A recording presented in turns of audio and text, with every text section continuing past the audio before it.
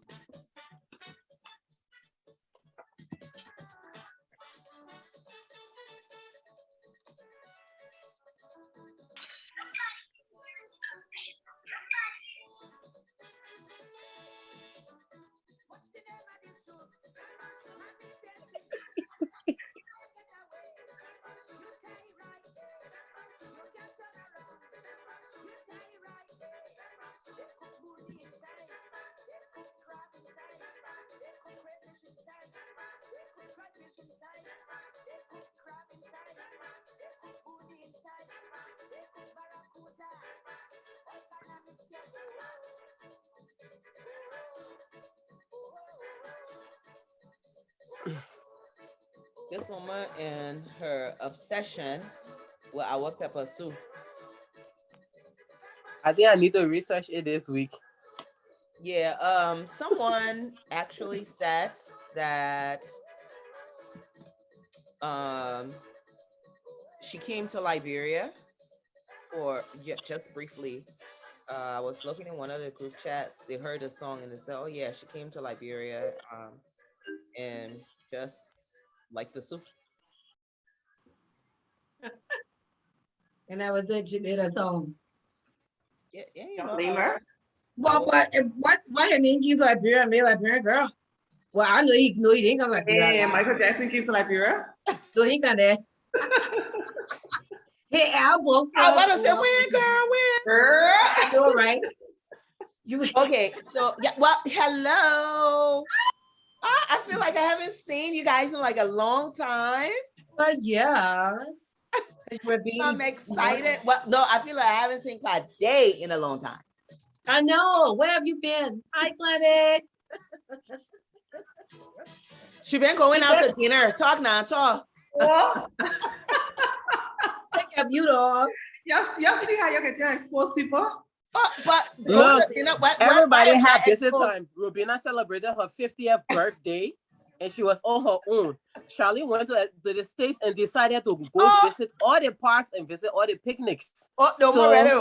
Yes, I had to enjoy the month of August. I needed to end August in a good note. And that is exactly what I did.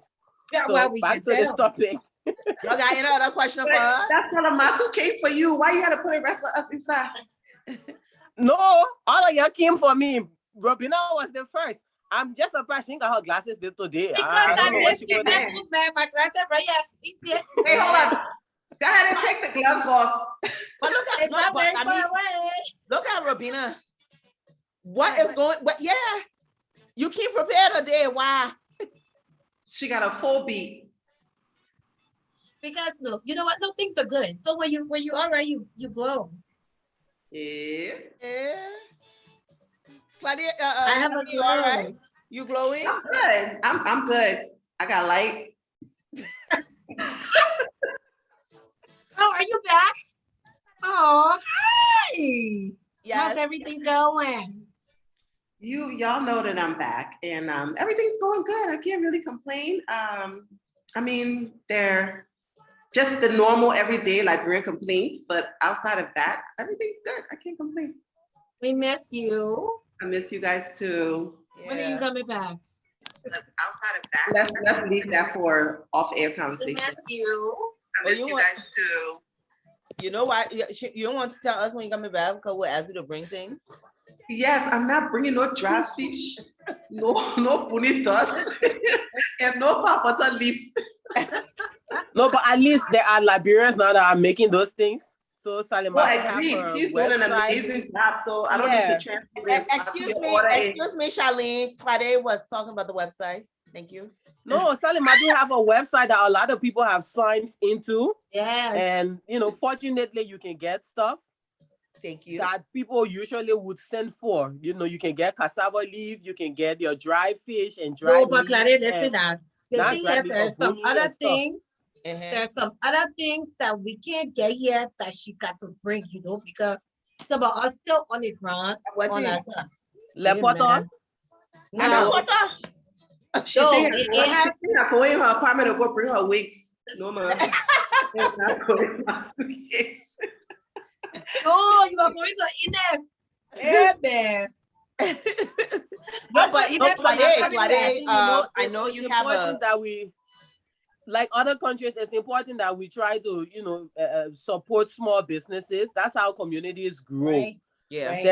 There is a present story, you know, that I witnessed live during my maternity. I was with my aunt in Manchester, and there was one Ghanaian store. The guy basically had a shaft, and every black person made it a duty to buy from him, even though it was a shopping complex. Mhm. But their commitment, Yeah. you know, over a period of time, that guy was able to own a store because the commitment, they will queue, they will wait, and they will buy the yam, the potato, whatever it is from him instead of going to the market. And it was the same for the Asian shops, you know, the Indian shop. It was the same Yeah. for the Arab shop. But for us Liberians, we will see Liberians doing something and then we'll go and buy from someone else. I don't know how we expect businesses to grow. That's something that we should really, really pay attention to and start supporting local businesses because they are trying. People Yeah. are trying from packaging to making sure that they ship their stuff out of the country to, you know, different continents. They are doing well, Yeah. Right. you know. And Oh, you yeah. know, when I started doing of course, the Made in Liberia fair, it was really, you know, the Made in Liberia fair just sort of started out of a trip that we took to New York. We took about 12 businesses, small businesses that did a pitching about the products. And at the time I was at the Chamber of Commerce. So the larger businesses ended up sponsoring the smaller businesses. So they pay for their ticket, they pay for tickets to the fair to participate, the vendor's fee, they pay for their hotel. So they pretty much like took care of them. So we went to New York, and let me tell you, when we got there, you know, you're always nervous because you feel like you know the challenges in Liberia. So you're thinking that when you get there, everybody else's product will look like gorgeous and there'll be something wrong with your people that own the products. I beg you. There were over about 10 African countries, maybe a little bit more than that. But of course, Nigeria, Ghana, Cote d'Ivoire, South Africa, all of these countries. And let me tell you, when we got there, and you know how we let a photo place do, right? We took the front. Yeah, oh yeah, full of this. Yeah, we took the front. Oh, yeah. Of the event. And the packaging, just going around looking at the other people's packaging. I kept coming back to the Liberia vendors and I kept saying, ALC, with the little support that you have in Liberia, you have possibly the best packaging and presentation at this fair. There's like no different than the companies that coming from Cote d'Ivoire that have the packaging materials. They don't have to send to China for the packaging material, or even South Africa, who, you know, they have all their machines there. They've been doing this longer. The Liberian people, I mean, it was just so impressive. So of course, you know, when we came back, it's like, okay, you got to keep this going. You got to keep this going. Not so much for them to sell their products per se, but for them to promote their products. For us Liberians to get in the habit of supporting the small businesses, because you know, for these are usually smaller businesses, micro and small businesses. These are not larger businesses that show up every last Saturday of the month. And I've seen how they've improved. I've seen people go from putting their products in plastic bags to literally like sealing the bags. I've seen how the labels are improving. I see how their sales pitch are improving. I see how they're paying more attention to their brand. And the overall goal, you know, even though we want them to market, we want them to promote, but the overall goal is to export. Right. to export. Yeah, you have to export. Right. You will have stuff in the local market, but the goal really should be to export. So, and I know, Claudia, you have a line. I've seen the pictures. You have a line of processed food, right? Yeah, partnership. Yeah. Yes, Oh, partnership with Amanda Foods. So yeah, the first container has just shipped out to America. That's Deepa, which is very, very special to Liberia. There's cassava leaves dried. So you don't have to worry about preservation. There's farina. Mm. There is fufu, Liberian fufu in a powder form. You know, our fufu is Oh, And I different. with Our fufu is cassava, right? fermented. Yes, it's the cassava, but Yeah. it's the fufu. Yeah, It's it's the very difficult Liberian wow. one. to It's find. not a mixed. It's very Huh? difficult to find the cassava mix fufu. We see a lot of the yam, the ero, in the Planting. quick They mix. do have the Ghanaians, Nigerians, and Cameroonians. They do have the cassava and plantain, Mhm. Right. the futu panan, because that's what they are used to. But for us, it's just ours is Liberian fufu is the fermented fufu. Yeah. Yeah. Theirs is the cassava and the banana and the plantain beaten together. But ours, we made the cassava ratting. So we're gonna And have then the smell. the smell, no, it's not there because it's dry. But Okay. it tastes and look the same. Is this Okay. something that can be done quickly, like you put in the microwave, or is this something that You can't put our fufu in the You microwave. go ahead and store. Yeah. You have to cook it in the pot. If you want to cook it, I've tried it in the microwave, Yeah. but it takes longer. Okay. Oh, okay. Yeah. Because it's a Wow. clear fufu. It's not mixed with the Right. plantain. So the cooking time Right. is a little bit different. Mm. Yeah. Yeah. I look forward to it then. Oh, here's the question. When Yeah, you cook hopefully, that fufu on the hopefully stove, the media works will be on soon. when you cook the fufu on the stove, again, make fufu crust. Yes, it may crust. Like you can Wow. literally Tell them what she want you. if you cook it in a non-stick pot, you can just take the peel off like bowl. Hey, wow. Because you know the people, Adira. You know the the way you can put the plantain. soup in and just roll it around like that. Yeah, Yeah, the plantain Adira. fufu, the one we buy from here, the plantain flour. You know that thing got it dry, but Tanala, I always catch myself trying to go take the dry part and yeah. It doesn't work the same. right. It doesn't break off like the Liberian Right. fufu. The Liberian fufu Right. is crunchy, so the Right. crust breaks off. Oh, I will say this again, not because I'm from Liberia. Liberians make the best food. that's true. Nobody yet to argue with you. Yeah. Yeah. So y'all know I had a The conversation. I had a conversation with some colleagues from Tennessee State University the other day, and they were asking, they want to come to Liberia, and we're talking about food. So I told them, oh, if you guys come to Liberia, you're gonna end up staying because the food is just so amazing. It So is of course their faces just lit up, right? So this one girl is saying that she had jollof rice, but she had it from Ghana. And Hey. hear me yelling, oh, you haven't had jollof rice yet unless you have Liberian jollof rice. So I'm trying to find, anyway, we'll do that later. I'm going to order them some jollof rice and send it to them. I hope Yeah, you didn't I find got that somebody for video. you. But Yeah, Shannon, you remember the video? What? I hope you didn't find that video. No, not that latest video. No, not Salamartu friend video. No. Nobody claimed that woman. You know, Liberians are quick to, that my cousin or that my friend, or I want right. to with her. Right. Nobody has claimed. Nobody not claim her. Yeah, we need to find her. No, Because she but was in there. So want to say hi to the usual people who actually tune in every Sunday. I see Glendy. Glendy is on. Hi, Glendy. Yes, Glendy actually has a show that comes on Yes. Thursdays. I don't want to give the wrong dates. They're called Women with Words. And Okay. this is so good. I like to hear the woman's point of view. And I think more of us need to create these platforms. More of us need to start talking on issues, whether it's politics, whether it's social issues, whether it's entertainment, but we need to find our space, and we need to make our voice heard. So yeah, congratulations, Plendy. So she's on here. I see Mr. Kitty. Hi, Abraham. Hey. um, Hi, Fred. I have a Hi, Downtown. new client, but she's not a new person in my life. This is someone that I've known for such a long time, Miss Myrtle Ingram. She supports Made in Liberia. She loves the pepper. When I came, she bought some stuff, and she's just like, I still got the Fabra pepper. So she's on here. She's a African American, but deep down Is inside, that like your neighbor? yes, she's Hi, she's a Liberian. Myrtle.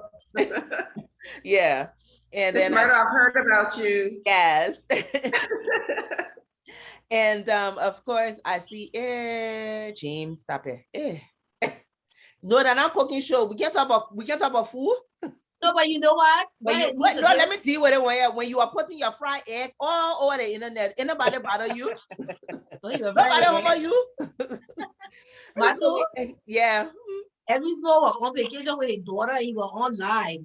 So I told him, to enjoy. He said, what he said? He said he won't be like us. He said, you're your friend and can be on the show cooking. So got your yeah. No, but that was kind of that was cool. I saw some of the pictures in the live video. Just father and daughter going out. That was so cool. I mean, he's really just hanging out with his daughter. And Yeah. I mean, that I think there is that tops everything. He has his political life and every day is but hey, he takes that time to spend it with his daughter. So, Why not? So I saw a My daddy comment. did that with me. So I saw a comment on his post, someone saying, you're shopping Louis Vuitton while your constituents are hungry. And his response was just so classic. He said, yes, I work hard and I play hard. That does not negate the fact that, I care for my people, but Yes. I have to make sure that I live a good life too. And I'm not going to deny myself of that, nor am I going to lie and pretend as if it does not exist. So I really appreciated that. He was spending time with his daughter. Whatever it's 5 cents or it's $100. Just assume that because you are, in this position, you're just supposed to walk around with holes in your shoes because everybody else has holes in their shoes. Right. I mean, you've gotten to a certain point in life that you're supposed to be able to enjoy life. And there should be boundaries. Yeah, that's his time with his daughter, whether they go to Burger King or they go to Food Child. Yeah, I mean, I love the whole father and daughter. Yes. We don't see that a lot. I stay on social media. I see pictures that people post a lot. Many times, women are talking about their children, their family, and you don't see this. So I mean, I saw it. I know Snow. I know he's very close to his daughter. So it was just nice to see him. See a father spending time with his daughter. Yeah. But we're asking later who are taking the pictures. I'm kidding. Bystanders. You can actually put a camera. No, she know why she's defending that thing there. She know why. She know why she claiming that the bystanders are taking the picture. Bystanders always come to the aid, man. We always say that when we on that. Excuse me, can you please do this? Excuse me, can you please take that?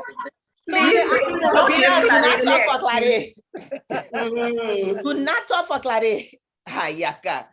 So, I see Tattoo Tatma is on there. Hi, Tattoo.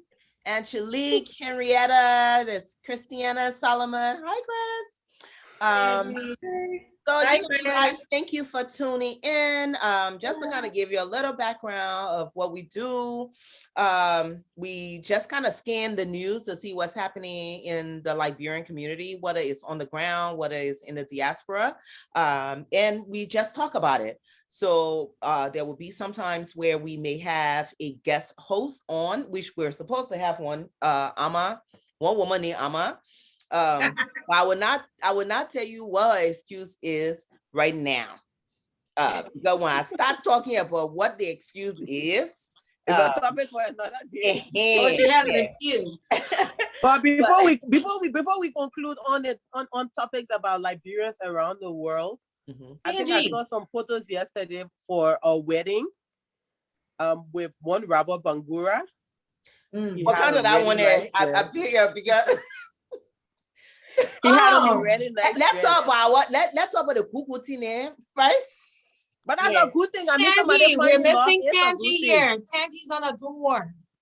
Tangie is Tangie, here. Oh yeah, Tangie is in the yes, stage. Oh yeah, she's doing Actually did something she's for coming the a here tour. this weekend. okay. Yeah. Yeah, I'm So looking hopefully forward to it. she come into Minnesota. Look at it one year. Yeah. Yeah. That this weekend she going to Minnesota. Well, somebody we were supposed to be her guest. No, but okay. So We're not talking about. I don't know. That's it. I was just trying to explain about the show. So we will get into some hot topics that's been happening the past week. Before we get into that, want to say thank you again to our guest last week. We had to do a pre-recorded show with Mr. Moni Captain. He is the new chair of the Liberia Electricity Corporation. So it was just very enlightening. And let me tell you, we had the most view on YouTube, questions, and most interactive, I would say. There are a lot of people who are just like, even though it wasn't live for them to answer questions, but it seemed as if he did answer a lot of questions that people had. So, want to say thank you. Good. And he did agree that, in the future, he's going to come on and we'll do a live. I'm saying this to say, while we're out here, we'll be talking about some hot topics that happen in the media. We will also interview, this will also be pre-recorded, Counselor Seward Cooper, who for me is just like an excellent lawyer. He's an excellent lawyer. He knows how to explain stuff for, the laymen who who don't want to read 50 pages. But he will be talking about due citizenship for Liberians in regards to the last Supreme Court ruling in 2019. So we'll get into that. But before we even get into that, this weekend has been a very emotional weekend. For most of us who one grew up outside of Liberia and in what I always call, America, our adoptive country. Liberia, America actually celebrated 20 years, the 20-year anniversary of 9/11. And let me tell you, I mean, this was 20 years ago. And watching the news, there's also a documentary on Netflix about it. And it goes into details. They show pictures that we didn't see before, because when this happened in 2001, after a while, they stopped showing the planes going into the building. They just stopped. They stopped showing the people jumping from like the 90th floor. Yeah. So we didn't see this for like 20 years. So to watch the documentary, everybody who was here remember where they were September 11th, 2001. And it was very emotional for me watching it, seeing still pictures of people who actually decided, I don't want to burn. I'm going to go ahead and jump down. And for those of you who may be on a rock and don't know what September 11 is, this on a beautiful morning in 2001 on September 11, hijackers took to 4 airplanes, commercial airplanes, United Airways.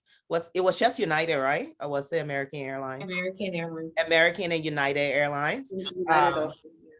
And 2 planes went into the Twin Towers. One went into the first one. The other one, like minutes later, went into the second one. And then one went down in Pennsylvania. That one was apparently on its way to Camp Davis. This is where the president usually stays. So the crash happened not far from Camp Davis. And then there was one that went into the Pentagon that apparently was the destination was the White House. So you had these four planes, and they play like the recording from the airlines. They play the recordings from people who actually made calls to their loved ones. And I'm getting kind of goosebumps just kind of thinking about it, because I remember where I was. I was at work. I had just started a new job, and a week before, I would have been taking the route passing the Pentagon City that morning around that time. So I started a new job elsewhere, and someone actually came and told me about, they came in our office and they were like, oh, a plane went into the World Trade Center. And the strange thing about it, nobody really took it seriously, because in 1993 and 1996, there was, attempted bombing on the World Trade Center. So everybody just saw it was like some small plane. Not until the second plane went into the second tower, and it was like, oh snap, America is under attack. So, but my heart's prayers, everything, is just with the families that lost loved ones. America, Liberia is my biological home. America is my adoptive home for over 20 something years. So, I felt their pain. And for the first time, I think in my generation, I saw America actually be stronger together. They came together. They were angry together. They stood up together. Of course, a lot of things that transpired after that, that's a whole nother story. But that was, that was in a nutshell, I think my weekend was just a reflection on September 11. How much Well, I get remember now that that I day. have I a don't know depressio? what. I don't think we knew what happened in America that day. But I was at a nursing school, Mother Pattern, and there was something happening in Attington that day.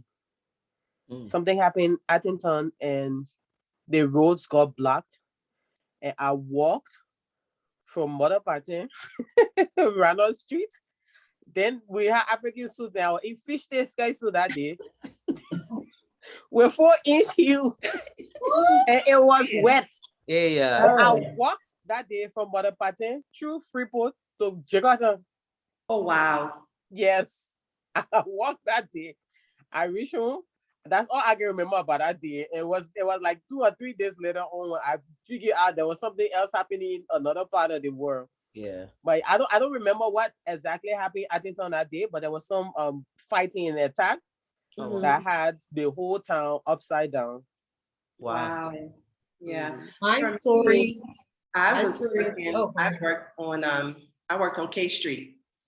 So, which is a few blocks away from the Pentagon, a few blocks away from the White House. So we were literally in the office, heard about the first crash, came outside trying to be nosy, got outside on K Street, it was K and 17th, I think K and 17th, and looked down towards the Pentagon, and we saw the smoke coming from that building.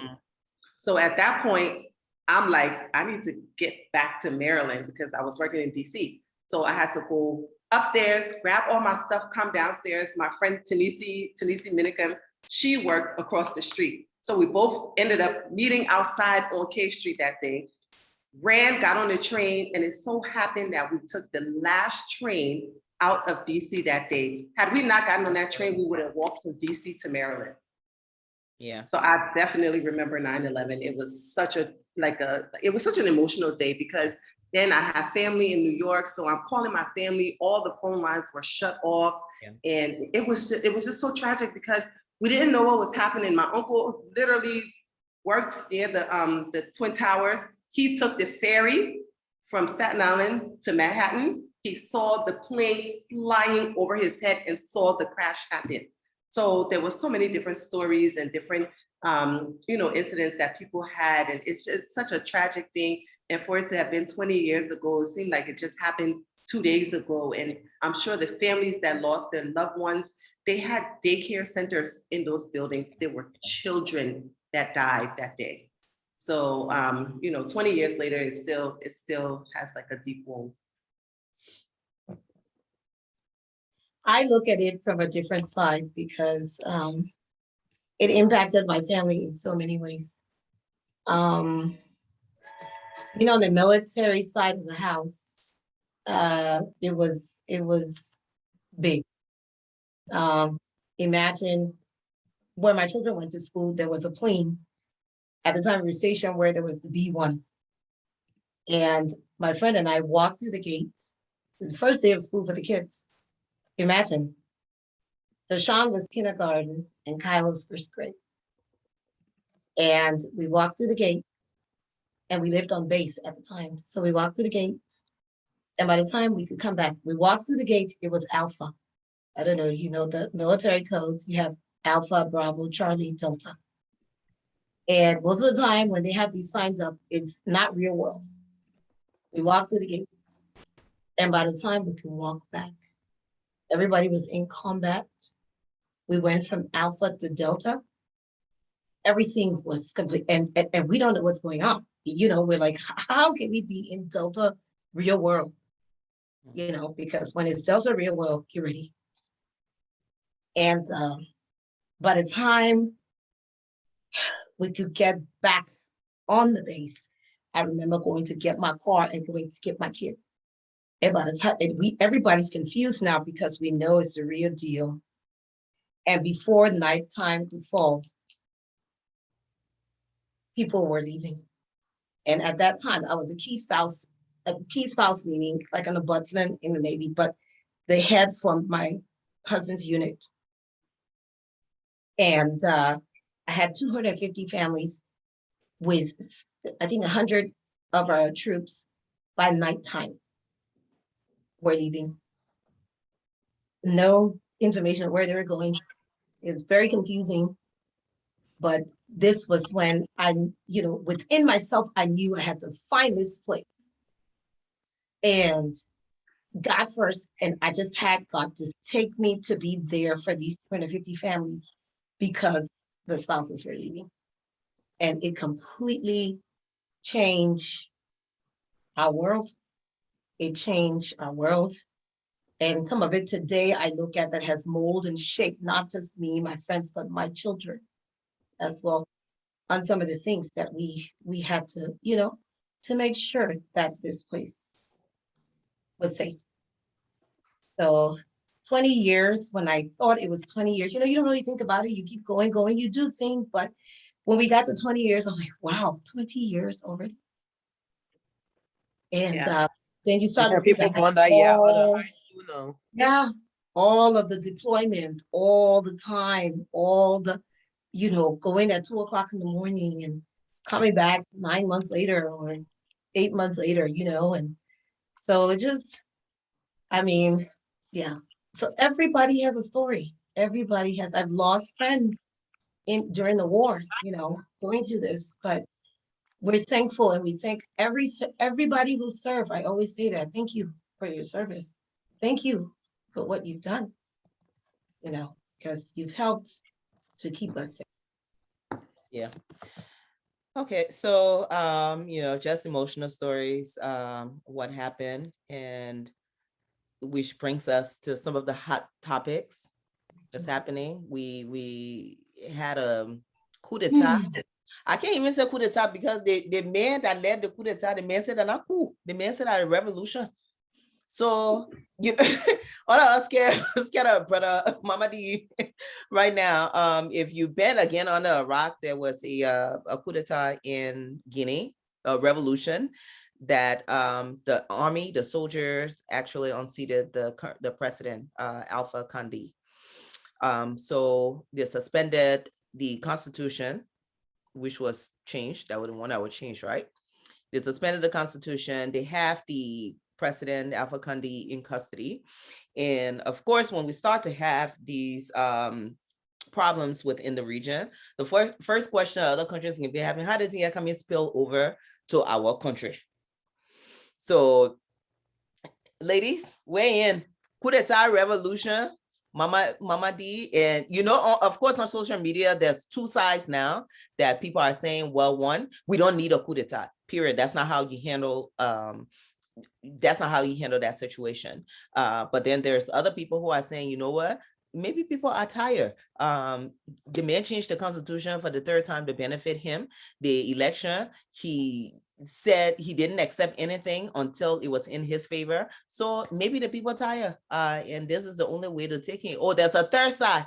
Of course, the third side, they just say, you know what? Everybody was tired. So there's other Right. countries' hands that were involved.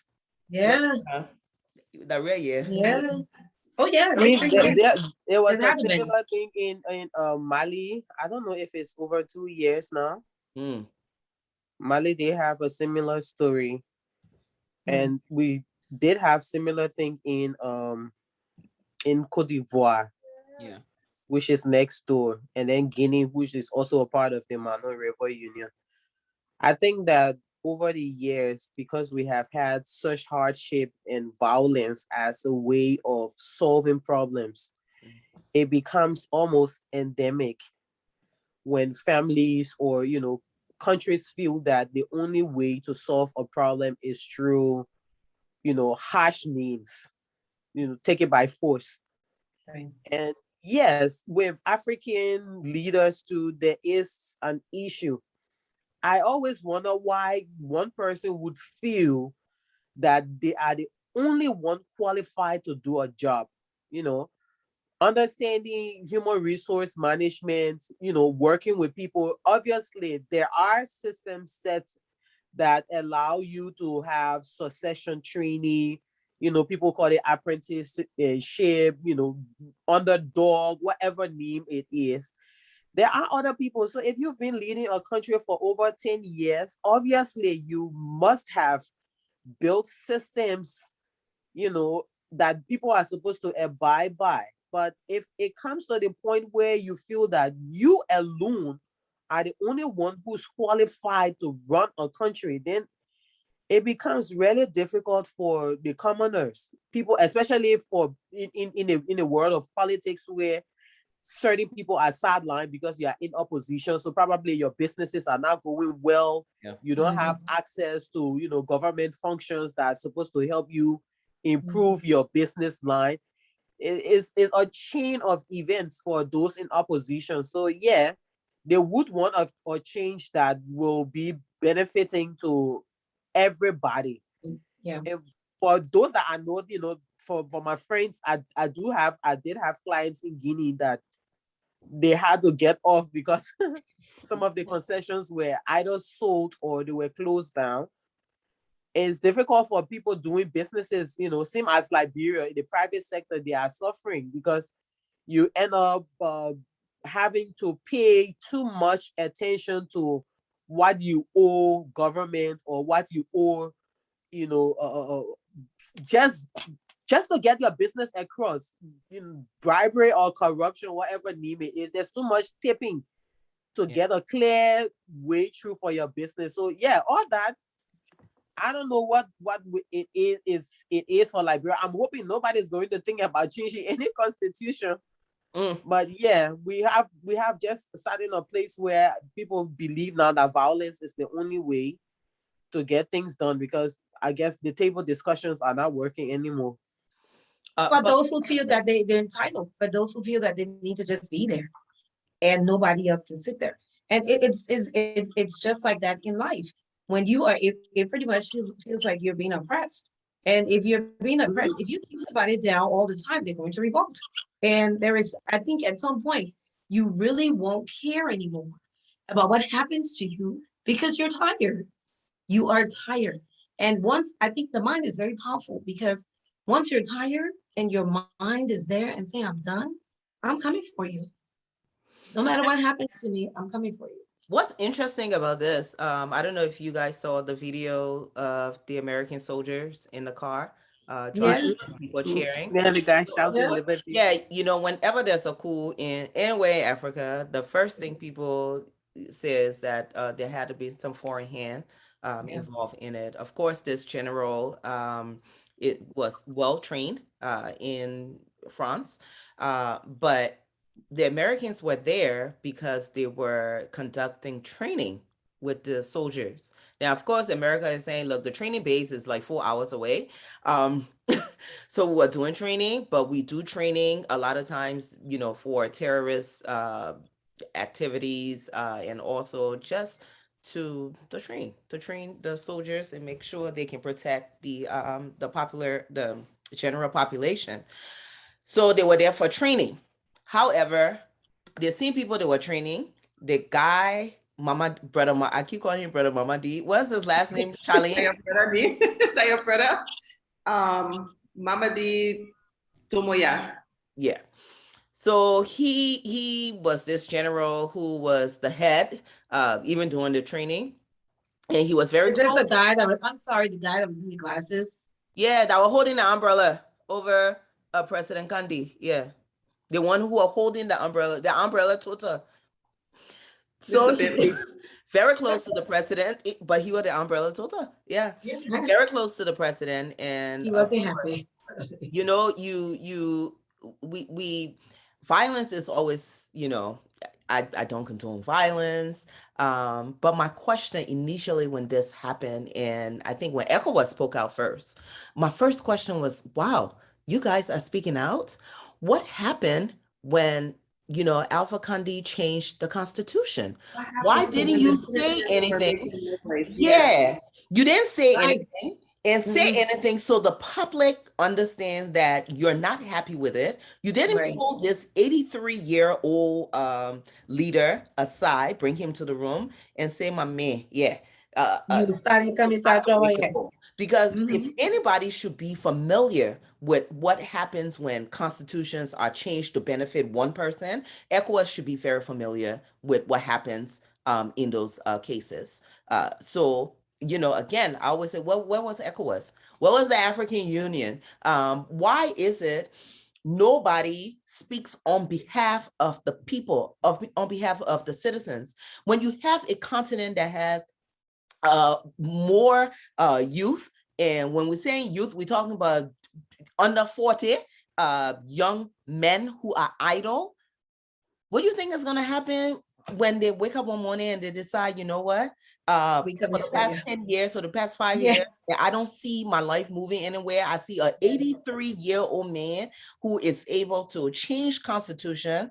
None of our leaders outside of Guinea is saying anything about it or trying to intervene. Is listening to us. I mean, what do you think is going to happen? That was my first reaction. I'm like, are they serious? Did they not really see where this was leading? Mm. Well, I think what happens is we've gotten to a place of complacency where we think that it's happened so much in the region, it's happened so much in Africa that there will be no more coup d'etats. We won't do these type of forceful removal of our leaders, right? So people feel as if that, especially the leaders, they feel like they can do anything. The citizens will get up, they will make some noise here and there. You pacify them, they go, they sit down for a little bit, and then you go back, you do whatever you want to do again. They come back, they make some more noise. So for this to have happened and for them to remove him in such a way, I kind of respect the I guess cool leader or whatever. Revolution. Brother Mama. But Brother Mamadi, I kind of respect the way they did it because they didn't necessarily pull this man out and put him on the street and No, he was sitting on a chair. no, they didn't. They didn't like strip him naked and kill him on TV and do all of those things. It was more, and I can understand why he calls it a revolution because it was just basically you need to go. And You we have tell been a you. problem in this country for too long, and we need to progress outside of you. So it was like let's just take you and move you quietly. So they gave him a nice quiet little spot, go sit down, they took a picture, they had him in the car with the soldiers, so he was protected. So it wasn't like he was put in harm's way. So, you know, sometimes there could be a rebel leader or whatever you want to call him, however you want to term it. He could have gone in to pull him out, and then the citizens could have rebelled and decided they wanted to kill him, but he was protected and taken into, you know, into a safe place. So now it's just the next step. So where does Guinea go from there? Yeah. You know, people always talk about, you know, it's not good to be violent. Yes, somebody is saying that, you know, there shouldn't be coups and people should go through democratic means. But with all these, the AU, the ECOWAS, and all these guiding frames they have with people that are supposed to help uphold these democratic means, they basically don't say nothing. I honestly wonder sometimes what their functions are. considering all the problems in West Africa of late, Right. ECOWAS is not saying nothing. They're very quiet. Yeah. ECOWAS only speaks when I honestly think they only speak when there is something in their favor, that they have to gain. I don't know if they get any certain fee from having meetings or giving out statements. Yeah. Maybe that will probably be something that will encourage them to act more. But you don't say nothing. Changing a constitution is not something that just goes You on get up in in a the morning and say day. you want to Yeah. do because you It's leader. a That's not how it long works. process. It takes weeks, it Yeah. takes months. People argue back and forth. It's on the radio, it's in the market houses. People are sharing ideas, people are arguing on what should be done. Opposition leaders are fighting to make sure that those things don't happen. And you sit there as ECOWAS or as AU, you don't say anything about it. And you wait after people have become very, very exhausted and they take an action and then you say, oh, you shouldn't have done it that way. What else did you expect them to do? So I'm Could I gonna say read. something Yeah, about the comment from Chris? let's start You with see Nicole that? Hooper first, Okay. and then we go down. So, like Nicole said, there's many times it's none of that. Alpha Kundi is senile. Those around him were keeping him there and behind this whole third term.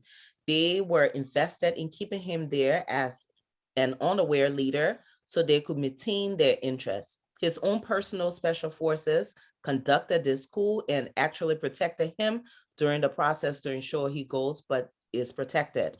People say that there shouldn't be coup and people should be democratic they should use democratic means, but those means were not actually available at the point where the constitution is being changed and elections are openly rigged. What are the viable options for changing the leader? This situation should analyze holistically. So then you can talk about Chris's comment. Yeah, The Chris said that. viable process of changing a leader is going by the constitution. No, If you have we'll to talk change about the that. Yeah. constitution, yeah, And I think that's the problem. A lot of these documents, even though they were written long ago, they have provisions, they have mechanism within there for if you want to amend the constitution. Yeah, man, Constitutions are not. I mean, it's not like a yes or no. It's there to guide Yes, you. we debated And as time changes, if it needs to be amended, it can be amended. So, but we see leaders use these constitutions. They go outside of whatever framework is in there. They want to change it, and it's not necessarily change for the general population. It's change the benefit that individual or that smaller group. Right. And when you continue to do this, I'm like, how long do you think somebody will sit idle and let you control especially if the necessities of life isn't met? It's not improving. Exactly. Yeah, the necessities isn't improving. Obviously, people will be angry. Yeah. And someone is saying that ECOWAS, caution heads of states quietly, but they disagree. If you caution someone quietly, don't you think it is enough, cautioning to make sure that it is made public? Yeah. What she said, but you, Claudine, what you missed, Claudine, this guy is 83 years old. Claudine, before you go there, what you missed was, I was about to read that what Chris said. Chris said there's a lot of shuttle diplomacy that takes place behind the scene, but it's never announced. So they're behind the scene, probably regulating and telling these people, hey, people heads are hard. But I think what some of these organizations need to realize is that they exist for the people. So yes, you're behind the scenes and you're having all of these conversations. You have to find a way where the general public understands that you are behind the scenes and you're fighting for their interests. If we don't see, we can't, and the only way to see that is that you come out and just how you say, you know what, we don't like it cool. You come out and you say, hey, look, we're not talking to the mayor, we're not talking to him. Press conference. Not support this. So the citizens need to hear it from you. The citizens also need to feel that you are talking on their behalf, because most people don't know that ECOWAS is having these conversations in the don't forget sovereignty. We are not sovereignty. We have none.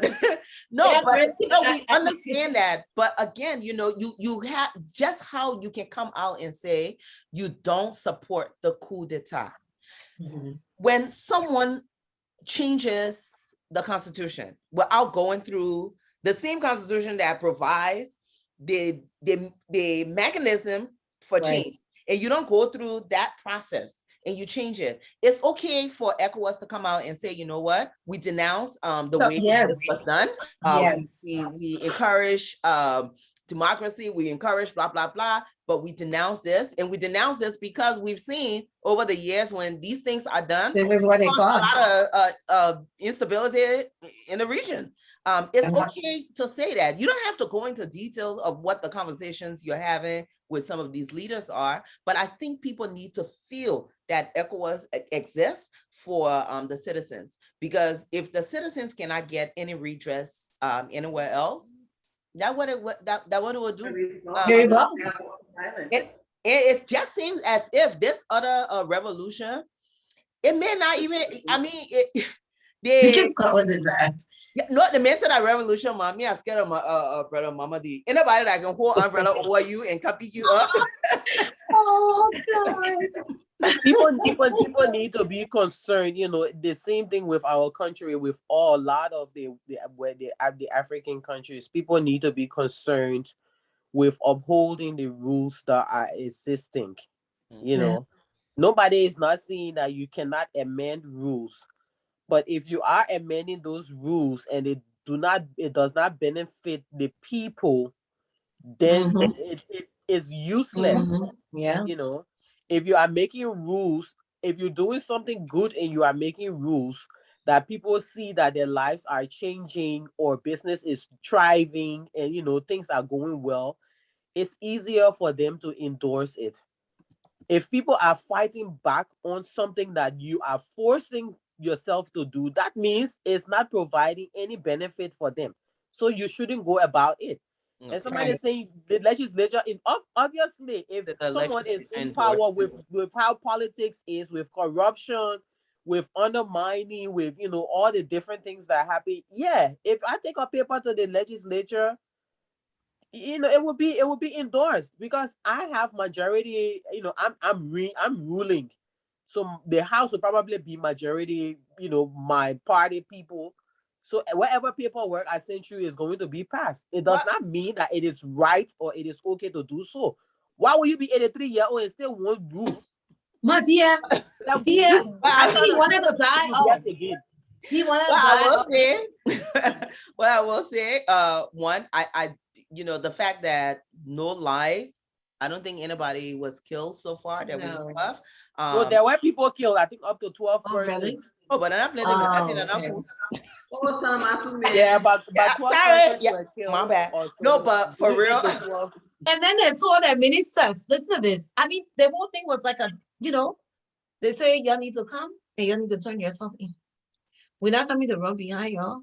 And we coming to cause any kind of disturbance. Y'all yeah. have a time. I mean, that was, Yeah, for but Come and give a they report of all you've been doing and at then your yes, ministry. they the people did it, that we invited them to come. Yeah. Well, we pray for Guinea because Guinea is not that far from here. No, And us in the region, when we hear one group doing something, we we ready we for get motivated. Yeah. yes. Yeah, we tend to get motivated by those things. So It has yeah, I pray that one, this brother Mamadi will find means to go sit to that same. He has to sit to the same ECOWAS table, the AU, the international table. And Yeah. I pray that this revolution does not turn into I'm the leader, I'm the president, but rather we are going to have a free and fair elections or something, so we can see the will of the people. So we Right. pray for Guinea, that our next door brother, that where we can get our pita boy and pepper from. We just I know. I mean, it did this left we like they were ifufu ma. So, and as we're talking about, constitutions and procedures, we have our own problem here. Within the last week, there was a lot of noise regarding the collaborating party.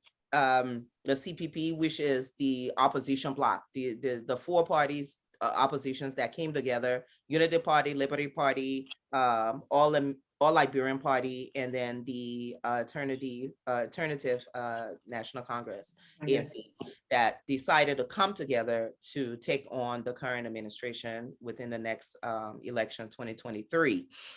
And as they're trying to form this collaboration, there's just been a lot of noise. Now, I will say this, that one, I am an executive member of the Liberty Party, so there's not a lot I can say about this. So I will sit back and I will let you talk. You pleading the fifth? I am pleading the Okay, fifth, let me the just say sixth, the something. seventh, the I'm eighth, not and ninth. affiliated. I'm not affiliated with any parties, but I would just say this. You know, I'm looking at it as this is quite normal. And I will go back to my college days where I took a class where when you bring a bunch of people together, you have this storming, they're forming, they're norming. So they're basically going through the stages, which is normal, you know, and then in some places it doesn't seem like it's normal, but it is perfectly normal. And at the end of the day, like I was told when I was in college, there is a, you know, you see the target and then you have the bullseye. So you have all those circles and all the different distraction as you're going towards this bullseye. So the bullseye would be, we all love this country dearly and we want the best. So to me, from someone looking from, you know, looking on the inside, I mean, I'm looking inside, it's perfectly normal. There is, if you actually go and read about when you bring a bunch of when you bring a group together, this is how they're able to bound in the end because they go through these stages. So for me, that's just that, you know, simple. I think with the CPP, I have not paid attention to them because I just feel a bunch of grown people that supposedly have the same aim and objective of propelling Liberia forward cannot put aside their differences and focus on what is supposed to be focused on. They're not ready yet. You know, They're both sides. this paper, this framework. They took forever to produce it. They took forever to verify it, to go through it. And the fact that they cannot even keep the small fights indoor, they have to bring it up outside. I'm just wondering if they are even matured enough to lead a nation. You know, I Well, mean, Clarice, if it is a church or even if it is a social organization or so, yes, I understand. But these are full grown persons well, Salamartu, that you are want to hoping that they will sit in the executive mansion and lead 4 point something million people. A few sentences on one document. You cannot bring yourself together to make sure that it stays right. What are you going to say about the Liberian Constitution? What are you going to say about all the other foreign documents that you're supposed to be going back and forth on to ensure that you get investors, concessions, and all these other things we have problem with? You can't even handle it. I remember we had problems with the concessions a few years ago during Ellen's time with the forestry. That's a big thing. So you cannot even settle your house 10 commandments. How are you supposed to be strong enough to come and handle a whole country? They need to sort themselves out. For me, it's just very reckless what they're doing now. I don't think it makes any sense that they will be able to come to the public and have people on strike for something that they should be able to sit down and discuss and come out with an answer. You want to bond together. If you think that you are the change that is needed for Liberia to move forward, then you're not ready yet. I don't think they are ready. But I think they would get there. They would get there. Can I say something? They would get there. As far as the CPP is concerned, we all obviously, we're watching how things are unfolding, and quite honestly, in my opinion, it looks really bad. If we didn't have social media, how would you be able to express yourself? How would you be able to give the information that you're giving to your constituents or whatever the case may be?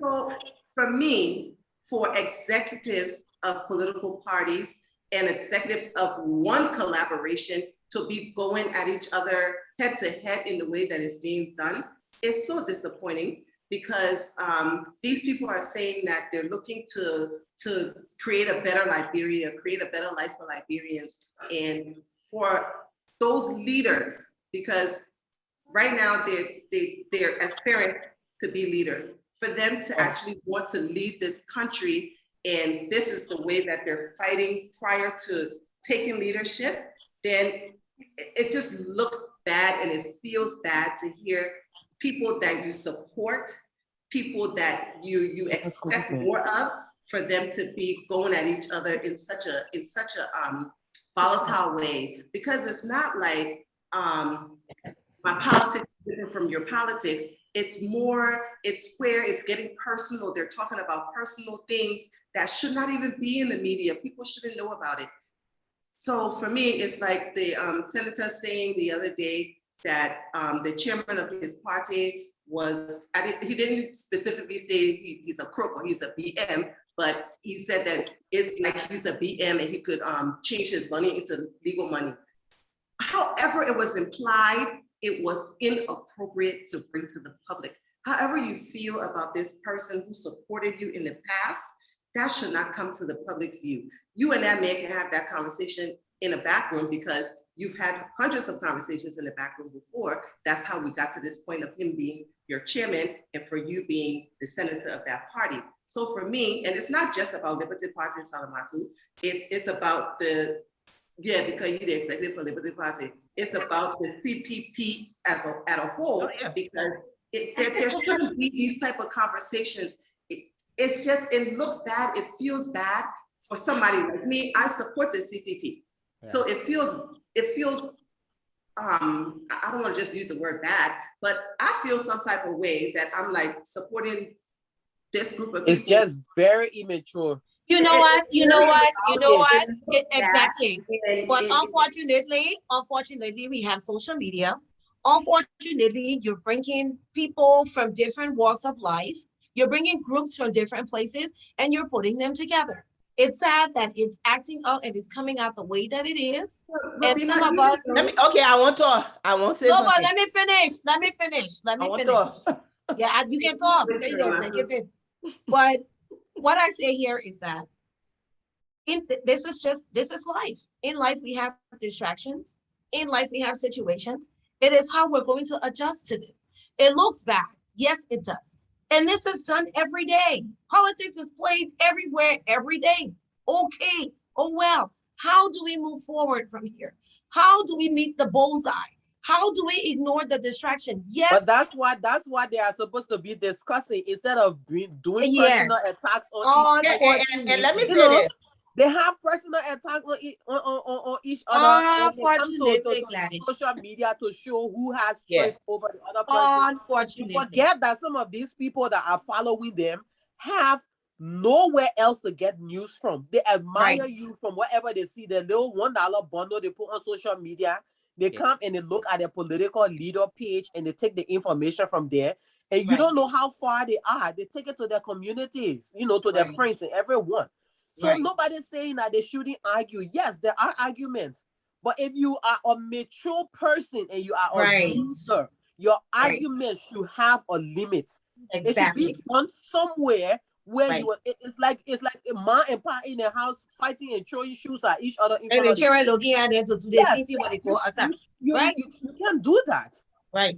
So how do you move forward? How do you ignore it all? How do you put your ego aside? How do you agree to disagree in a respectable way to move forward? Yeah, but Robina, you're talking about, they need to move forward. We're saying that these are people who obviously what's happening is not showing innocence of moving forward. I do agree, and I'm speaking in regards to CPP as a whole. I support CPP. I think CPP is strong. Initially, when there were disagreements, my thinking was, you know what? You're forming a collaboration. You have 4 leaders. You technically don't have one leader. You have 4 leaders who are in charge of their group of people. So it would be very difficult now for these people then to sit down and come together. Nevertheless, That's why you have a framework that you agreed on. Mm. So there can be no, or that's not what I thought. You put it in writing. You have a Yeah. framework, how you will go about selecting that leader who would then represent the entire CPP. And I know, Charlene, I always used to say before, I'm like, you know what? When you look at American politics, in the sense that you have the Democrats and the Republican, before you go to a presidential election, they're duking it out. You know, Yeah, Yes. we yeah, heard Yes. Hillary They cussing talk it out. Obama dealing with Hillary, and they fight. However, Yes. because they have a framework that says Yes. we are going to select this person. And in America, of course, you know, they have the different states. People, Democrat people vote on who they feel should lead that party in that presidential elections. And then once you have that one person, everybody comes together. So this Right. was my hope that, you know what, initially, you know, in the beginning, the people fighting, the bickering, they're trying to, they got to go to primaries, number one. So they're trying to entice these voters, because each party is allowed to send, I think, 310 delegates to go and vote and do a secret ballot. Yes. So if I'm with LP, and there's my standard bearer isn't running, as we starting to understand that there's only Joseph Boyka and Alex Cummings who will be running, then Alex Cummings and Joseph Boyka will be trying to woo all of us. You know, I think, you know, I'm gonna do this, I'm gonna lead this way, I'm gonna do this, I'm gonna da da da da da. Because when I get into the voting box, if I'm one of the delegates and I get into the voting box, it's close. I go and cast my vote for which one of these two I feel can lead the CPP and can beat the current administration. I feel they are stronger together than they are, you know, causing noise. But it seemed like it has become so personal that I'm like, but wait a minute now. Yeah, we supposed to be fighting where when somebody else put a muff inside from the outside, we would tell them, you move your muff, our CPP, we're fighting. But it's getting so personal They that have their sometimes internal I think conflicts. So they're, once this is settled, once the dust is settled, are we honestly going to be able to work together to beat the current administration? probably, because whatever you're doing now is supposed to make you stronger, and it's supposed to make you come together even better because you went through the storm together. So but it's I not, to mean, me, They it's have not they have really an adage. that's what I I believe. think it's more that they're being broken down, and if Yeah. they continue to fight more and more in the manner that they're And fighting now, that's why they need to it's take not, control. That's it's why they not need to going take to, Yeah, control. but Robina, you're saying they need that what they need to do, that what they need to do. We understand. It shouldn't even get to the point for them to What I'm leave saying is that. that that's why, as an individual, Salamatu, you need to search within yourself now and say, you know what? I need to stop. There is a common goal that we all have here, and we need to focus on that path. This is what needs to happen. This is exactly what needs to happen. But if you Okay. can't do that All right. because So our conversation is that you're not getting anywhere. it's not happening. That's not what's happening, and that's the frustration with people who are watching. It's not happening. We know that what they're supposed to do. We know they're not supposed to be so personal. This is what's happening, and I'm thankful that we do have social media, because if we Yes. didn't have social media, we Yes. wouldn't know this is how people are planning on Exactly. leading And us. that's So good. I'm It should be happy good. that we're able to see, to be Yes. able to say, winner, do we really want change? Do we want This is good a new way governance? to change. If we This don't is want a good path to governance, change. yeah, then what are you putting your mouth on the current We administration need for? to Then see let's this just keep now going. because this is the path to The, change. the, If we the want old change, people we gotta have, and see it. they say you will know from the eve if the Christmas will be good. That's Then it. that's fine. We You need know, to see this. nobody This is needs to not happen. saying that they will not have problems. Nobody is not saying that they will not have issues. Obviously, they Yeah. are from different political parties because they have Exactly. different beliefs. Right. That is clear. Right. But if you cannot come together after you have decided that you will be together for a common good, if you cannot live on that promise, then it's useless.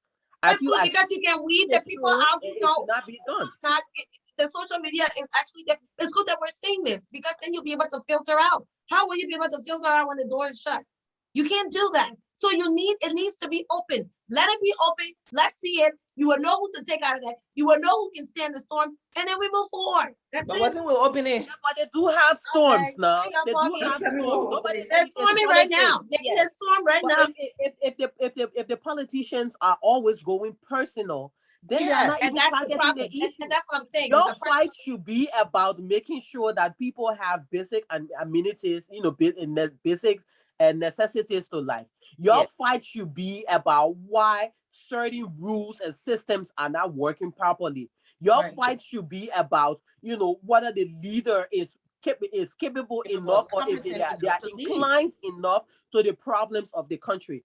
Your fight should not be about who got pocket, or who got money, or who ain't got money, or who got girlfriend, or who ain't got girlfriend. What kind of rubbish is that? Exactly. It's Nothing nonsense. about People, pertaining these to are what the people, these are what the, people what the that country, the want to people in the lead. country These want. are experienced people. Yeah. Yes, Yeah. politics is dirty, they say, but if you decide to make a bond because you want to prove a point, or because you want to make a change, you start being that change.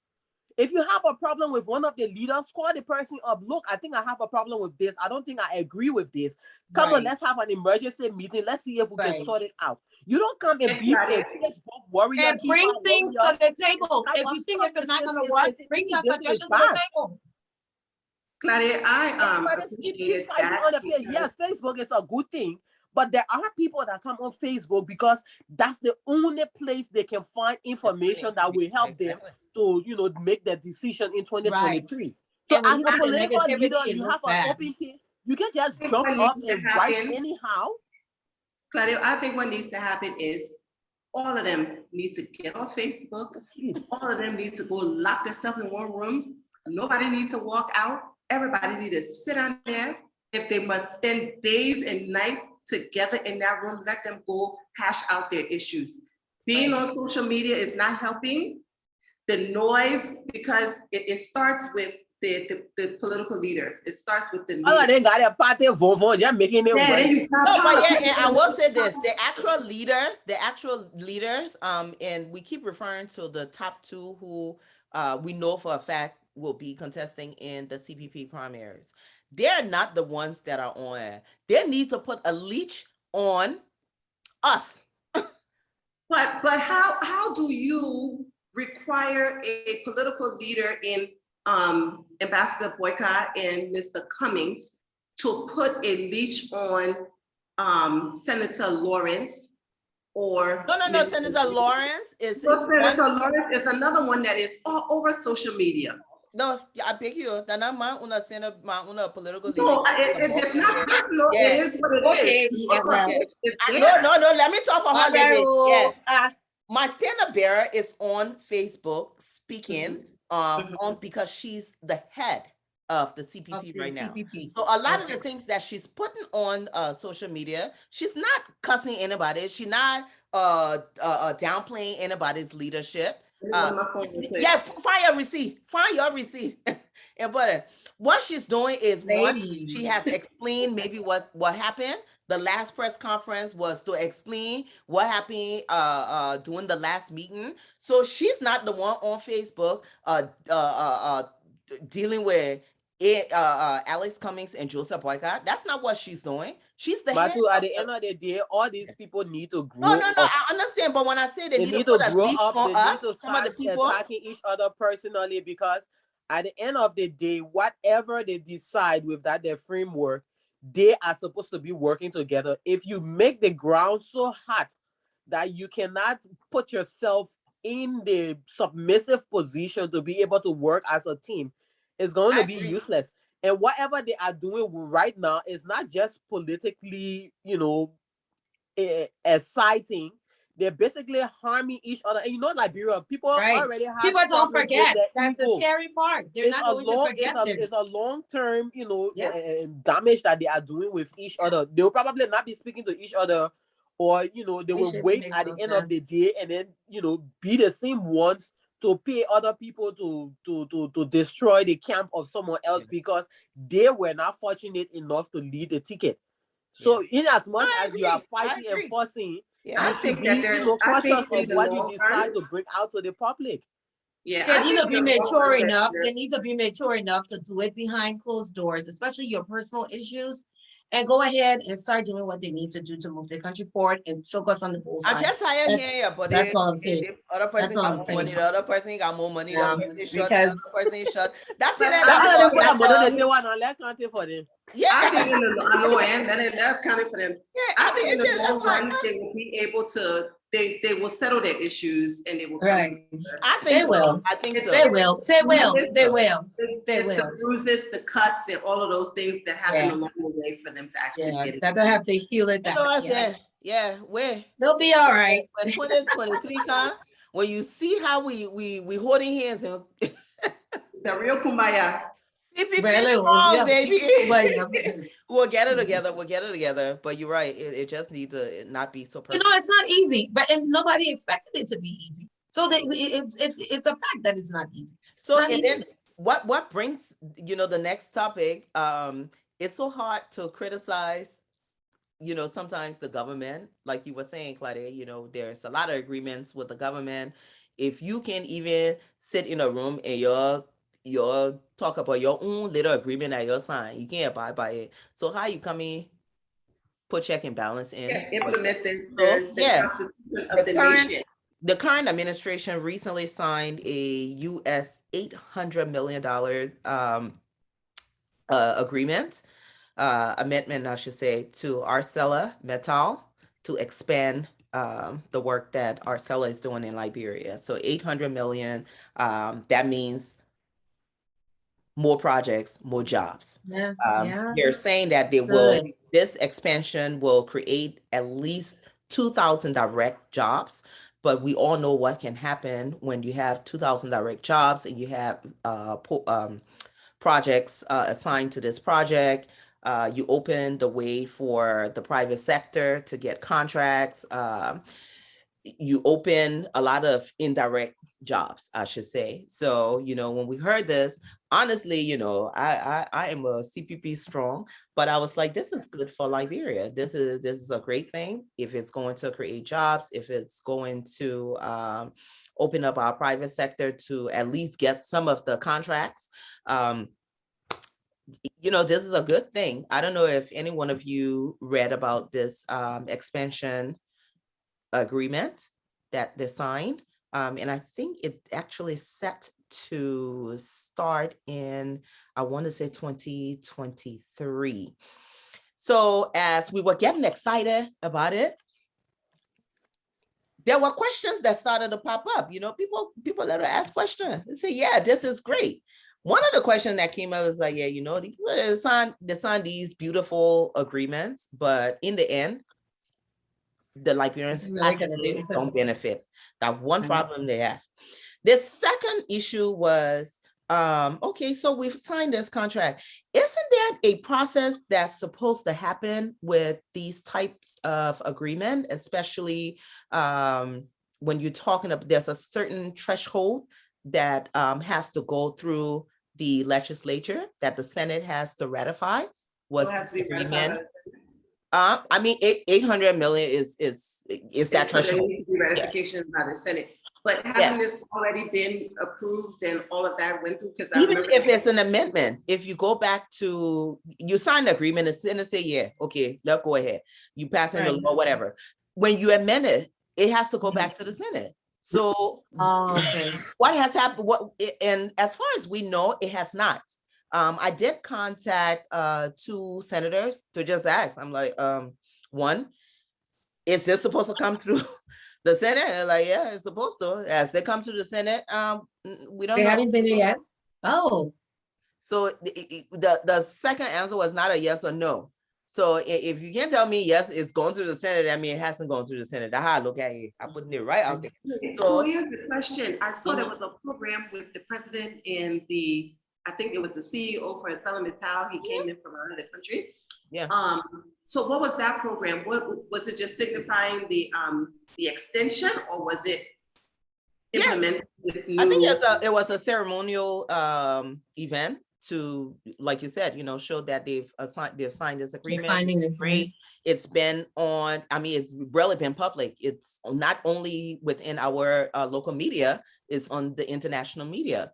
But, the question still remains, if you haven't ratified this major deal, is it legal? That's number one. And if it's not legal, that means come on now. Are we back to following procedures? So because it didn't go through the Senate, it didn't go through. Yeah, if it's not ratified, it's not legal. Right. So you have a document. Oh my gosh. Anyway. So you have this big deal now. When you read it and what it could do for the Liberia economy, it sounds great. But could we get a senator? How is it going to do something for the Liberian economy? Because we usually sign the big deals and not read the fine prints. We never read the fine prints. Most of the time, these monies end up going right back to where they came from. Because we don't have time to use Okay. it. Now, when they're supposed to do the expansion, the expansion. I think this was about this. This discussion started around 2013. I think. Yeah. Yes. Somewhere around Okay, the Ebola. Then I was with SGS and I used to work at the Asila compound sometimes. And this extension is supposed to extend the trade route for Liberia and then give access to other mines. Yeah, when it comes to the ore, the quality of ore or what is done with the ore in Liberia, that's another story. When it comes to whether we are going to add value to the ore, which is supposed to benefit our economy, that is also another story. So whether this contract has been passed or has been reviewed, the contents of this contract, I'm very sure that the only thing that would be profound is getting enough expats to come and make $60,000 and above a year and take 3 holidays business class and suck up as much of that money that's possible right back to the country that they're coming from. Yeah. It's not going to do anything. Let me play devil's advocate, because we don't hear these stories over. No, we not hear these stories over and over. We have a lot of these concessionaires, these large companies that are here, and they bring their own people, and they pay large money to their people. To them, okay? Yeah. We need to understand something in terms of companies. Companies they're about profit. That's what they're about. They come here to make money, and they look for the least way to spend money and a way to generate more income. We want to have a company here that not just exporting our raw material, but also have a company here that creating value on the products? Of course, because what does that mean for Liberia? It doesn't mean that we will have iron ore products. It means that we will create more jobs. And that's the bottom. When lot of more jobs for you will create more jobs if you have a manufacturer for Liberia. That's why. How do you know it's for Liberia? First of all, the companies come in Liberia. Money work, and that's why I'm concerned. Yeah, no, but when majority of those the jobs that are created in the mines in Liberia right now are not with Liberia. But can I finish? There are foreigners running the mines, even the most handyman jobs. We agree. There. Because if I went and open a company in another country, you better believe that my thinking process is to make sure I get somebody who can do the job for how much I can pay them. Whether that person happens to be somebody from that country or from somewhere else, that's my priority to do. It may not sit right with some of the people who are sitting in the country, but that's the mindset of. So then how is it supposed to be value when we added say to it creates job, you're in a country where more than 80% of the people are not employed. That's number one, right? You create jobs. ArcelorMittal will create jobs. When they start expansion on the railroad, who will build a railroad? They will bring who will pick up the plane to build a railroad. No, winner. Who will pick up the plane? No, they will bring engineers who are foreigners. They'll bring engineers, but they will have of course. Yeah, We need to yes. pay attention to what is in these Exactly. We contracts. need to be what It's we not need to about do being as happy. Liberians. We need to be No. prepared when these companies come in to be able to do some of this job. A How are lot we of times, supposed to be but let me prepared? finish. A lot of times we're not even honest with ourselves. We feel that when a company open a company, we actually have every position they have, we got it in Liberia. That's not true. That's not true. I've been in a Oh, no, no, no, no, situation where no. I've been in a situation We in have the Liberia with Liberianization policy. the We have a liberalization policy liberalization has nothing policy. to do with the employment.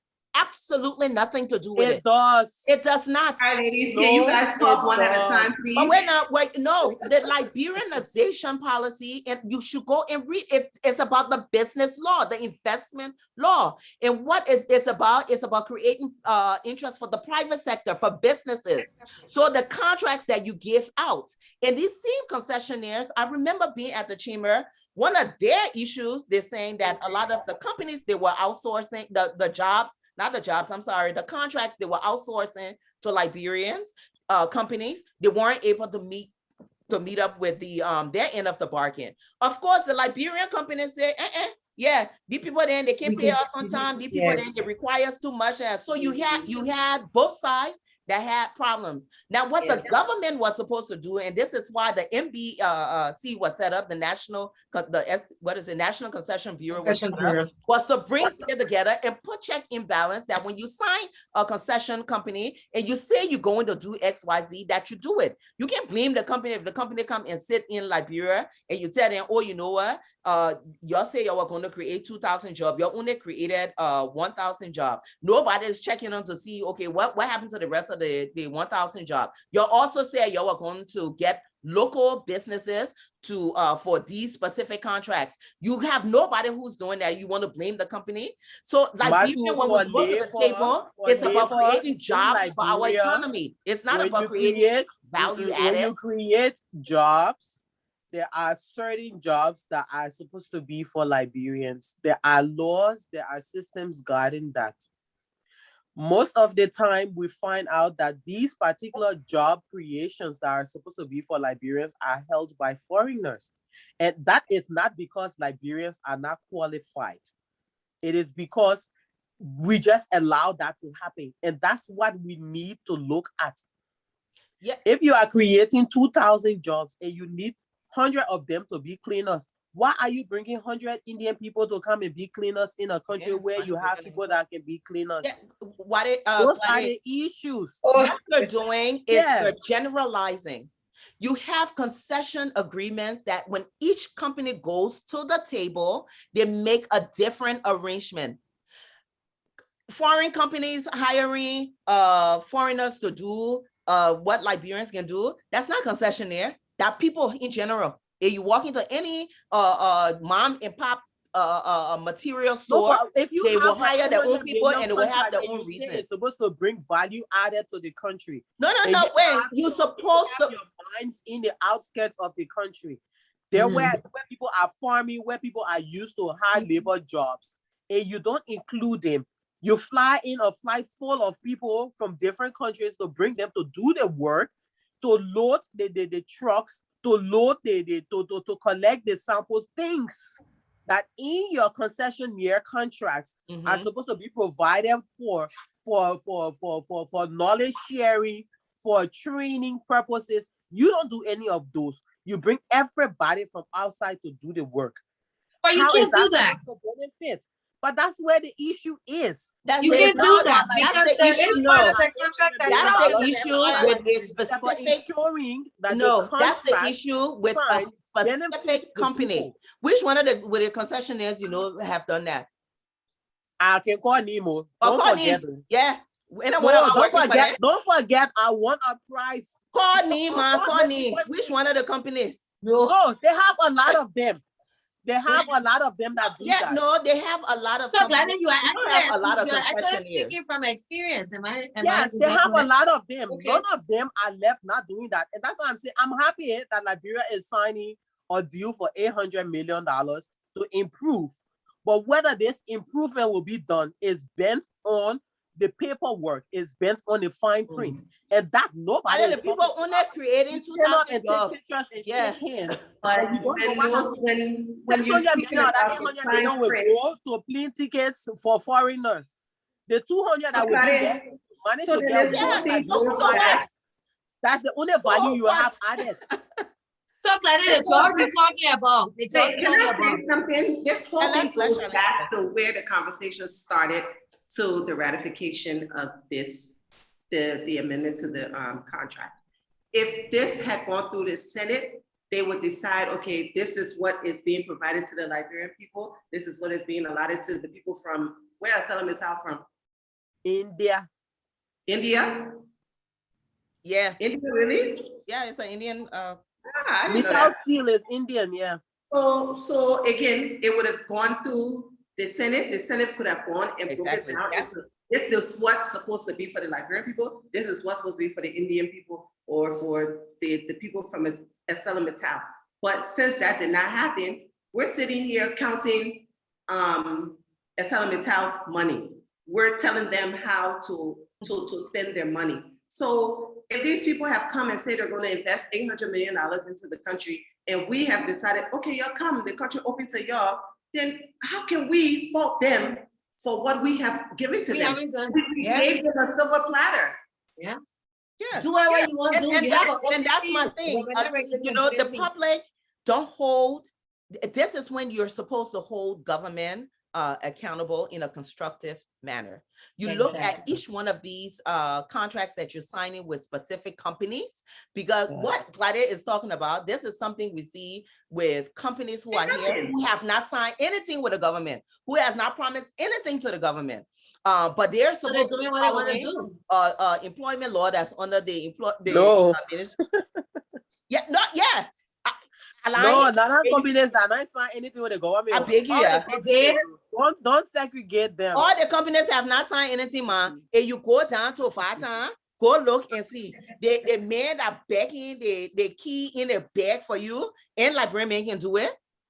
You know, when the Minister of Labor recently, a couple of months ago in a way, this was something that he talked about, because they know that a lot of these companies that are out here, walk away from the concessionaires now, because the concessionaires are big money, the larger companies, they're internationally known. So, you know, they're out there in the news. But a lot of the smaller companies who are operating, where we walk into these places every day, these are the companies that haven't signed an agreement to say, oh, you know what? We keen to Liberia to come open a shop, and therefore we will make sure we hire 10 employees. These are the people that should be following the Liberian law that said, look, if you're going to bring in a foreigner to do these jobs, you need to go to the Ministry of Labor. You need to show us that you have advertised this position, and you cannot find a Liberian to do it. Right. These are the smaller companies that haven't done it. They have not done it. They don't do it. Who's supposed to be putting check and balance in for them? So somebody just sent me a comment about that this is when immigration is. She in Liberia, Yeah, she does. You can see the light, yeah. Yes. Nothing happened to my life. We see a light, that light. Somebody just sent me a comment about this is when immigration is supposed to come in, right? So that's what we're supposed to say. It really is. So I get what it's here. Go quick. Thunder. No, but this is like she said, this is where immigration steps in. So immigration is supposed to say, okay, you come into account sweep flow. No, you cannot get this visa to come to Liberia because we have flow sweepers here. Now, if somebody is an electrical engineer and we don't have electrical engineers on the ground, then you say, okay, immigration says, yes, we can give you a visa to come to Liberia to be able to supplement our act of. And when we go back to this same agreement, this same agreement, a lot of the agreements that may have been signed maybe 10 years ago, 12 years ago, 15 years ago, perhaps maybe the public, you know, we were at a place where we say, okay, we're coming out of war, we're desperate, whatever. We're at a place right now where Liberians are able to say, We won't see, we won't question, we won't have a say in it. And there's many, many platforms for us to have a say in it. If this agreement that is supposed to create job, for me, if you tell me the agreement will create job, I take it for face value. If this agreement is supposed to create job, where I do agree with you is that the format, the manner in which it has been signed, that means it's not in, put your camera back on, you are talking to. The manner in which it has been signed, that means it's not going to benefit the Liberian people in any sort of way. That's how I feel. If you did not go through the normal process to have this contract reviewed by everybody, one, we know the contract was signed at Jamaica Resort. We know it went there. They took picture, they sat around the table, they signed the contract. We know that. Again, the question is this the manner in which these contracts should be signed? It's not. No. Exactly. So if it's not, then I already know that the Liberians are not going to benefit from it. So even if our sellers say, you know what, we're going to create 2,000 jobs for Liberians and we're going to bring 3,000 our people, that is business. Because I know what the 2,000 jobs can do for our economy. Yeah. I know what it can do. I know the trickle down effect. I know it can happen. Yeah, what can happen. So if they decide the agreement that we signed would say 2,000 jobs, direct jobs, because we're not even talking about the indirect jobs and the private contracts that Liberians could get, even though we haven't resolved the issue as to why the Liberians are not getting a lot of these contracts that they're supposed to get. Let's leave that back. Yeah. But if our seller said we'll create 2,000 direct jobs and we bring in 3,000 people to do our work here, that's your business. Let them bring their employees. As a CEO, I know that your primary goal is to make your money and to find people who can do the work that you want to do. Yeah. We have a mentality, our setup in Liberia with these concessions, it reminds me of the plantation here. I'm sorry. That's what it reminds me of. I grew up in America. That's why I go to Liberia and I see the same structure that I set up like that. It reminds, just like the plantation. We'll put a school here. We'll put a hospital here. We'll get the workers then some home and we'll hire just enough to do the field work. Yep. And then there's no check and balance from the government to say, okay, they may have been tapping rubber for 30 years. Have we trained him to now drive the car? Have we trained him? A lot of our setup here is it mirrors the plantation in America. If I'm lying, your thought. That's what it looked like. Every time the government's supposed to be there to look out. The government is supposed to be the check and balance. They created a whole agency for it. They're not. But if the government is also on the other side looking for bribe in every little situation, how would it do check and balance? The corruption alone to even get any process off the ground is enough to suck out at least 50% of your investment cost. Now you're talking. That's another problem. And I see Bonnie Baker on here saying that companies cannot create jobs when the government is harassing them every day. When they go there, everybody is trying to grab something from one company that came in and say, you know what, I come in to invest $10 million. We get $10 million. That's what we can get. We think that the cash that coming in to, I don't know, to grow. No, they think that people flying in with the money in their suitcase and putting it with them. We don't understand that $10 million can be an asset, so you won't see the cash. We don't understand any of that. So then, we have our representatives that we voted on to represent us going, ripping and hauling them. We have our government officials from various agencies going into these companies, ripping and pulling, and not just on the concessionaire level. We're talking about these small stores as well. When you have the fire station person going there to check for the hygiene,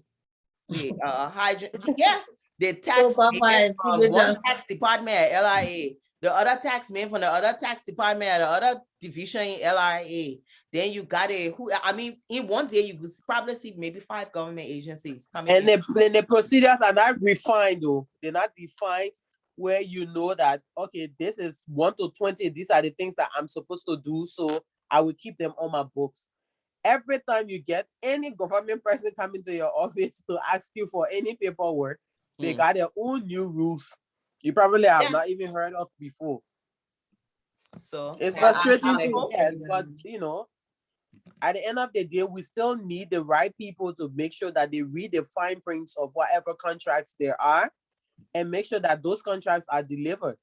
But if you stress out the person for years to get them to do a contract, the only thing that will be on their mind after securing it is to see how they can get the money back. And most times that's the situation we find ourselves in. yeah. Somebody will run behind a contract for years, and when they finally get through, they have already invested over 70% of the money they initially planned on starting the business with.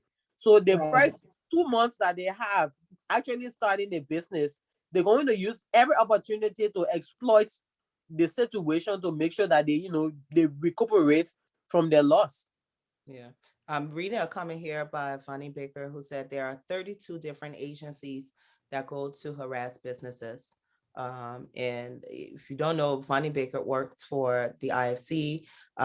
He's very, very, very knowledgeable about the business environment in But Liberia. funny, maybe you can visit us one day here. Where? You're not coming there. Not gonna be there. Yeah, but I know you should come and contact us some of these things, Franny. yeah, so and I know, this is some of the things that they do, when they're doing their feasibility studies, when they're talking to businesses, trying to figure out the procedures, the number of steps it takes to do something, the accounting policies and what have you. So, it's just I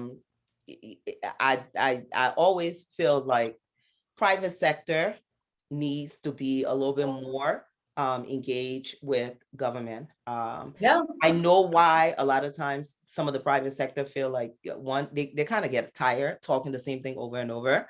And then there's the fear that if I come in, I say something that the government doesn't like, they will go ahead and blacklist me from something.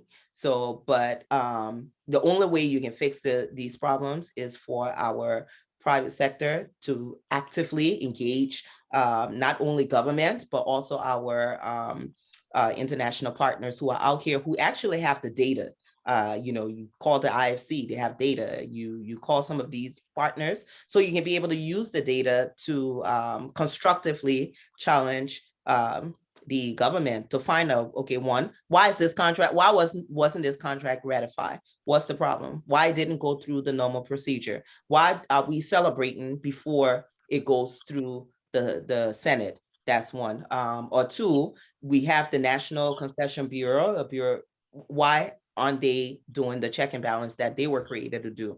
They were mandated to do. Why they're not doing their jobs? And of course, if we know there's 32 agencies that are going out to businesses, why are these 32 agencies going to businesses? Your government, you don't work as one. So it would take us to challenge our government constructively. And I keep using the word constructively because we know there are people who can challenge government just because that's not what we're saying. Yeah, if you're going to challenge government, you must have the data and you must have some recommendation. Yeah, you cannot challenge someone who does not want to be challenged. No, you challenge them, yeah, you challenge. You're good as long as you did your homework and your study and you have. Yeah, you don't be quiet. Yeah, you challenging them is bringing up the issue and saying, hey, look, why is this happening when how are you supposed to address it if if we don't have it? Yeah.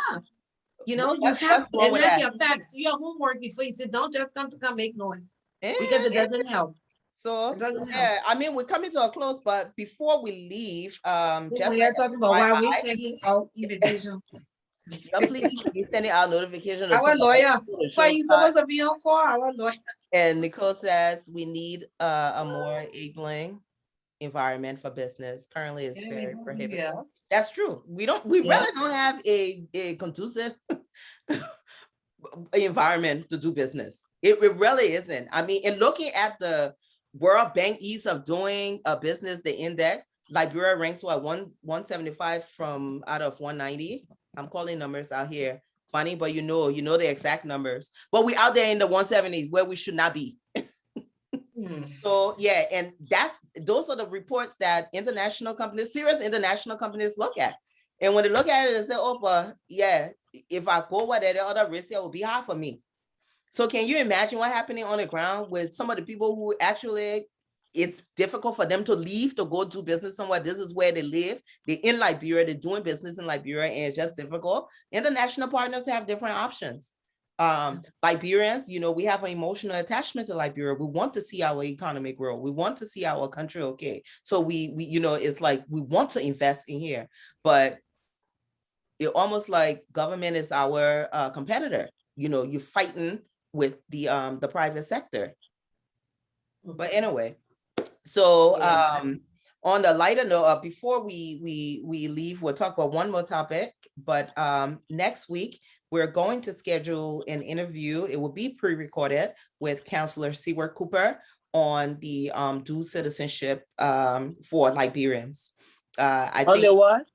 Dual citizenship for Liberians, for the Liberians who got different passports. Hey, you got different passport, you're not Liberian. So yeah, we'll be talking to Councillor Cooper about it. There was a case about 2 years ago that was there was a Supreme Court ruling, I should say 2 years ago, that basically said, you cannot just determine that because the guy holds another passport, that he is not a Liberian. You have to go through the due process. And in the absence of a due process and the person denouncing their citizenship, once a Liberian, always a Liberian. But as we all know, some of us who live in Liberia, who have dealt with the Ministry of Foreign Affairs, who have dealt with the airport, none of that matters. Nobody look at it. We just don't care. So over the next couple of days, I would say over the next maybe 2 or 3 days, between the four of us, we will be putting a lot of questions on our status, just to kind of get questions from you as to what you will want to ask Councillor Cooper, because we have to pre-record his interview. So that's that for the dual citizenship. But on the lighter note, we want to talk about Hunter Van Pelt. Why are you laughing? Yeah. So Hunter Van Pelt. yeah, I put a woman name there. Somebody asked me, they said, "But who is this Hunter?" I said, "Oh, you know Hunter." Hunter is the same woman who was Ellen Cochran. Hunter, aka Ellen Cochran. Yeah. Ellen was at the airport. Ellen Cochran, not Ellen Johnson, Ellen Cochran. Yeah. Took the money and ran away, stole our money and ran away. I'm going to explain the story the raw way. She took our government money, out the money for us. Yeah, she took it, put it in her team and check out of here. Her boyfriend. She had a boyfriend, yeah. Then when she left, she went to America. So we let her get mad, but we can get mad for about 15 minutes. We mad, we want to extradite her, bring her back here. Hunter said, Ellen at the time, she said she was a pilot, well-known pilot in the military, the US military. So I don't know if that the one I scared Liberians from extraditing her behind it, but nevertheless, she was never extradited. Ellen goes on with her life in America. Well, about 2 years ago, after the new administration took over, who pops up here? Ellen. With a rousing welcome. Yeah, the people welcome the woman, and some of us sitting there like, oh, that how it can be. So you steal the money, you run away, then you come back to a hero's welcome. She pass around, nobody bother her. Us. Yeah, let the woman go, blah, blah, blah. At the time, she was still Ellen Cochran. So we're not forget about the woman, yeah. That's what about 2-3 years later. No. Before that whole passing around, she had to have that the case. She had already registered as Hunter Van Pelt. No, but let me tell you story. We know what I wanted. We didn't know. No, widow before she left. She came to the country, and that's when they dropped the case against her, the previous case that was put against her yeah. for that money that she ran away with. Yeah. So that way the woman was passing around, happy. Yeah. So they dropped the case in it. What are you putting in? Yeah. That librarian Yes. story right now. Ellen Cochran goes back to America and COVID happens. Well, mama, let me tell you something. Ellen changed her name. Ellen became Hunter Van Pelt. Was it? All right. Hunter Van Pelt. It's that two Van and Pelt. Change her name. You're laughing. The woman I see our money, you're laughing. So she take our money. We not forget, but in our God, we could forgive. The woman in America, the woman I changed her name to Hunter Van Pelt. Not only has she changed her name, she is the next time we hear from this woman, she's Hunter, and the American government now grab her for stealing what 1.7 or 7 million. $6.5 million. 6.9. No, 5 million 6.9. USD. Was it 6.9? Anyway, 6 point something 9. Hunter, million. Hunter, who is 49 years old, stole the people $7.9 million It's 7.9. check protection program loans. But they want to get her 6.9. They took $1 million. Hey, you get. I'm reading the people's story. The woman pleaded guilty to fraudulently obtaining She more took all the than, money. wait now, to taking more than 7.9 million USD. She pleaded guilty. And She they beat is not some. there. So you know us, the Liberian, we like, but who is this Hunter? Who's Hunter? Why don't want you? Yeah, who is the Hunter? Oh, Hunter, yeah, we're trying to figure out, but what did she Figure out who do? your finger in your eye. Yeah. Go. They say, now, yes, they say, and this one a disclaimer, they say the Van Pelt name that her mom needs, so she not bring her mom into the corruption. That was her mom name. And apparently Hunter is some animated character or something. So she not changed her whole persona, right? They ain't stop there, like Brimpo went part of the woman. It stopped there. Next thing we hear, because she liked to record people when you talk to her on the phone. I don't know how come the Solicitor General did not know this about her. She records him. The next thing we discussing, human head sacrifices. Urgent. No, the other part of the cheese that Charlene telling. No, but the whole thing about it is, like you said, the Solicitor General, how did he not know that this lady has reported everybody until she reported the former president? Or so in a conversation with Hunter, Ellen, whatever the case may be, just be very guarded because she's probably recording you. So she reported the Solicitor General. She calls this man my husband. So obviously they're on like really, personal terms. They're personal friends. So she called the Solicitor General, talking to him. Obviously, from what she indicated in the recording was he helped her have the last charges dropped against her. So that happened. Now, what she said now, she's hoping that they will be able to.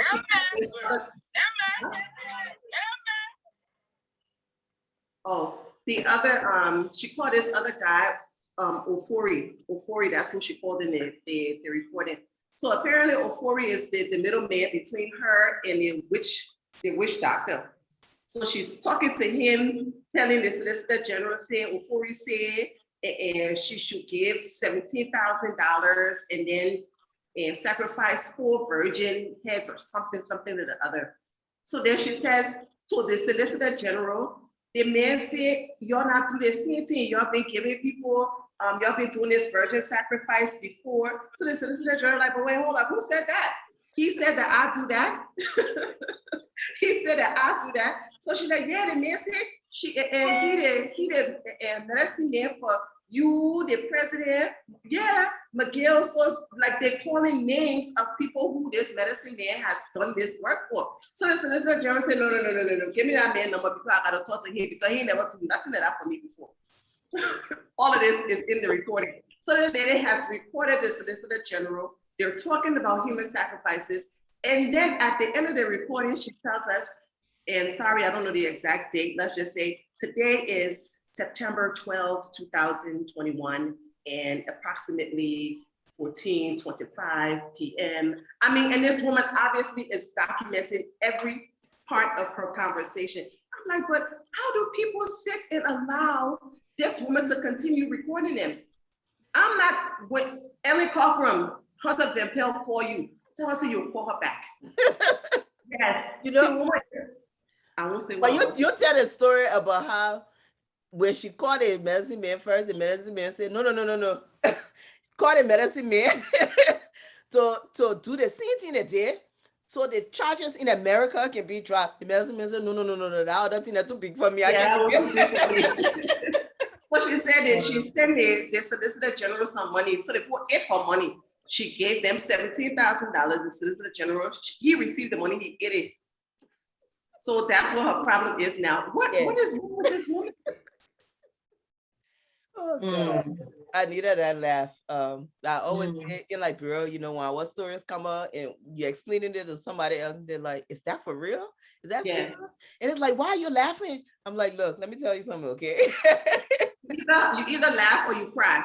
And I refuse to cry. So Hunter Van Pelt. Anyway, so thank you everybody for joining us. Yeah, thank you. So next week we'll be on, but we will also share the pre-recorded interview with Counselor Seward Cooper on the dual citizenship. And a social hot topic.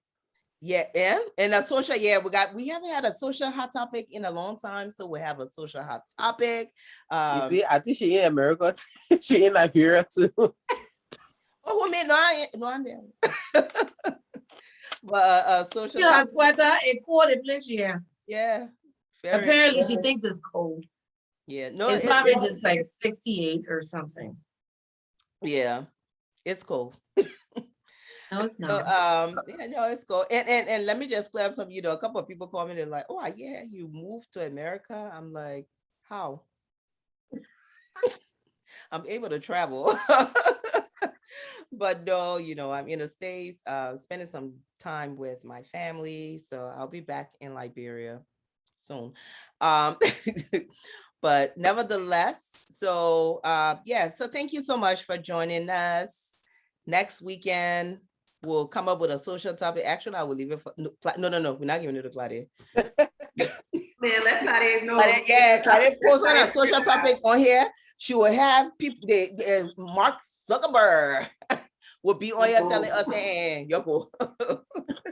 So I must say, ladies, after the 25th, I will probably not be joining you for a while due to my schedule. Did you see? Yeah, I know, but we will. Did you see a topic on there? On the we can talk about that because some of us are married. But what's the topic? We'll discuss marriage and the wrongs. We can talk about relationships though. Me funny but music. we'll discuss that in-house, Sis Kadiatu. Oh, that she the one? We'll find a suitable topic that, you know, spreads across. Yeah, we'll leave it to Claudia. So Claudia will come up with the social topic. We'll find a topic. We got you, man. We got you. 6 o'clock. Gotta go. My suggestion. Since my family has come up with this topic, how about we bring her on so she can give us some insight on it? Yeah, if you'll be willing to be a guest. Let's just wait for her response. She can be telling me hell no. Oh yeah, while we're waiting on the response, so yeah, so thank you so much. Gotta go, and we will be following up on that $800 million agreement to make sure there are jobs and to make sure it's ratified, because we know it not. So all right, ladies. Somebody on here to explain. She called me. Oh, she said no. Let her go put it in the. Let her tell us. She didn't do a bail us for social media. Let her put it in the chat. All right, ladies, All have a right. good Bye bye. week. Good night and have a All Right, blessed y'all have a good week. night. Stay Take care.